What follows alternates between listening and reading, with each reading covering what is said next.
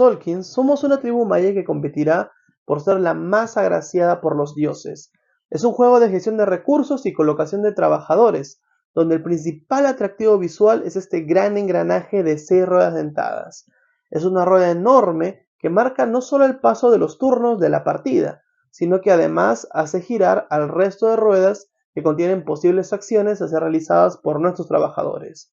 Algunas están orientadas a la producción de recursos, otras al desarrollo de tecnologías, otras al comercio y otras a obtener puntos de victoria a través de sacrificios. Colócate el penacho y píntate el rostro, que esto es Solkin. Solkin, el calendario maya, es un juego cuya mecánica principal es la colocación de trabajadores, además de un ligero set collection con los edificios. En el centro, ocupando prácticamente la totalidad del mismo, tenemos 6 ruedas, una central y otras 5 engranadas a ella más pequeñas. A medida que el mecanismo gire, los trabajadores que permanecen sobre las ruedas avanzarán en sentido horario, pudiendo realizar cada vez acciones más poderosas. El color del fondo de las acciones no está elegido alegremente, sino que cumple una función identificativa. La primera rueda, palenque, contiene acciones de fondo verde y azul, normalmente relacionadas con la recolección de recursos naturales como maíz y madera. La segunda rueda, yaxchilán, contiene acciones de fondo marrón, relacionadas con todo tipo de recursos, como piedra, madera y oro. En la tercera rueda de Tikal encontraremos acciones de fondo rojo, relacionadas con el ascenso en los templos, desarrollo de tecnologías y construcción de edificios y monumentos. La cuarta rueda, Uxmal, contiene acciones de fondo amarillo, de índole diversa, como conseguir nuevos trabajadores, intercambiar recursos, realizar acciones de otras ruedas, en fin, es la rueda más variada de todas. Y la quinta y última rueda es Chichén Itzá, contiene acciones de fondo azul y están relacionadas con la obtención directa de puntos de victoria mediante sacrificios y entrega de calaveras azules. En la zona derecha, en la parte superior, tenemos la zona de los templos, por los cuales los jugadores irán ascendiendo. Cada uno de estos templos tiene un número concreto de escalones con una puntuación determinada. Pero cuidado, que habrán momentos en los que enfureceremos a los dioses y estos nos obligarán a descender peldaños en los templos. Justo debajo tenemos la zona de los avances tecnológicos. A medida que los discos de un jugador avancen sobre ellos, permitirán obtener los beneficios indicados en dichos avances, a la hora de realizar una acción cuyo color de fondo coincida con el de las tecnologías aprendidas. En la zona inferior derecha tenemos el suministro de monumentos y el de edificios en las filas superior e inferior. Hablemos ahora de los recursos disponibles a lo largo de la partida. Podemos dividirlos en 3 grupos. Por un lado tenemos al maíz, cuya función principal es pagar el coste de colocación y alimentación de los trabajadores. También tenemos los recursos naturales principales, la madera, la piedra y el oro. Su función principal es ser utilizados en la construcción de edificios y desarrollo de tecnologías, si bien pueden recibir también otros usos. Por último, tenemos las calaveras de cristal, que se utilizan en la rueda de Chichén Itzá. Fases de la partida. La partida se desarrolla a lo largo de 2 eras, divididas en 2 periodos cada una. Cada ronda se desarrolla de la siguiente manera. Fase 1. Turno de los trabajadores.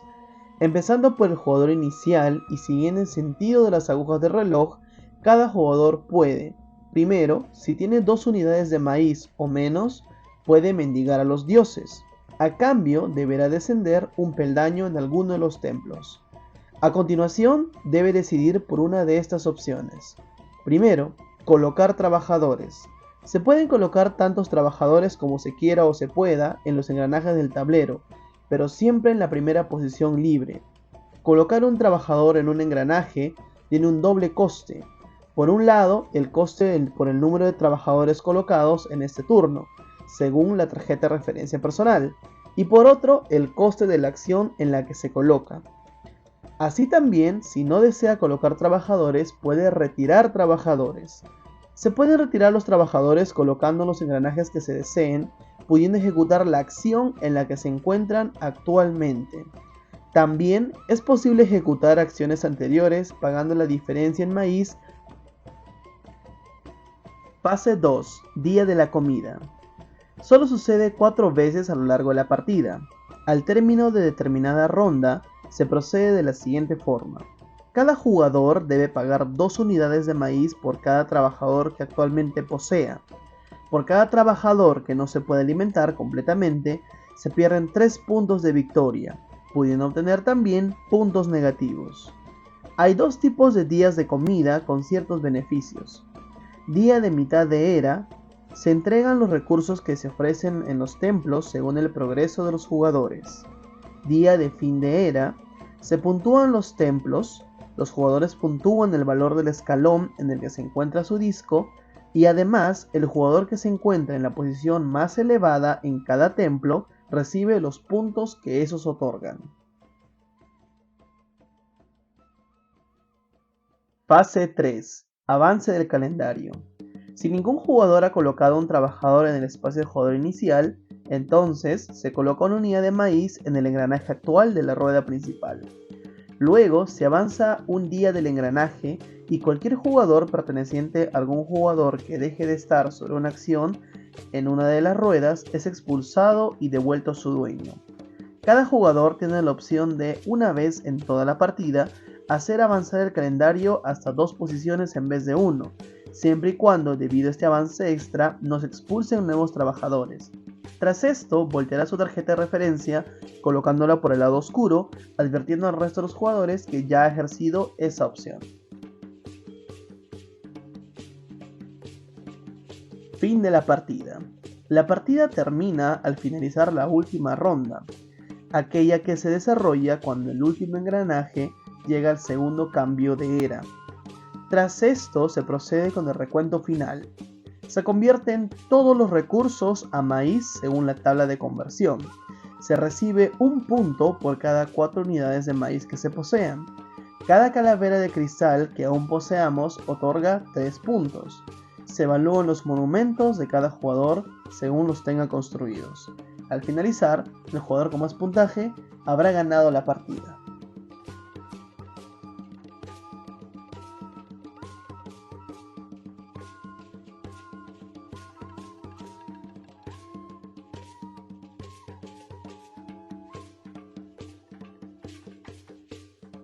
En Solkin, el gran elemento diferenciador entre otros juegos euro son estos llamativos engranajes, los que le confieren complejidad y lo alejan de ser un juego familiar. Y es que estamos ante uno de esos juegos denominados duros, ya que requieren que los jugadores realicen una planificación a largo plazo bastante exigente y con poco margen de error, aunque muchas veces habrá que improvisar y tomar decisiones sobre la marcha debido a las elecciones hechas por nuestros competidores. Por todo esto y demás componentes del juego, le colocamos una puntuación de 8.9 en nuestra opinión. Para finalizar, le damos a Solkin la categoría de durísimo en lo que estrategias, manejo de partida y desarrollo de juegos se refieren. Solkin, el calendario maya, es uno de los mejores juegos de colocación de trabajadores que hay. Sencillo de explicar, pero difícil de dominar.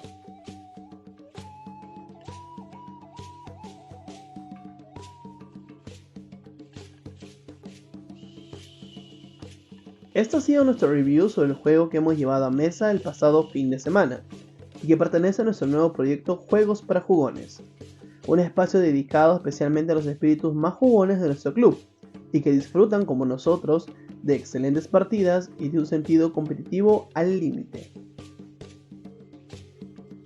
Recuerda que al igual que Eric, tú también puedes ser parte de esta aventura inscribiéndote en el formulario que dejaremos en la descripción del video. Déjanos tus preguntas en los comentarios y dinos si te atreves a dominar las tierras mayas. Soy Daniel Flores de Taiki Board Game. Nos vemos en mesa.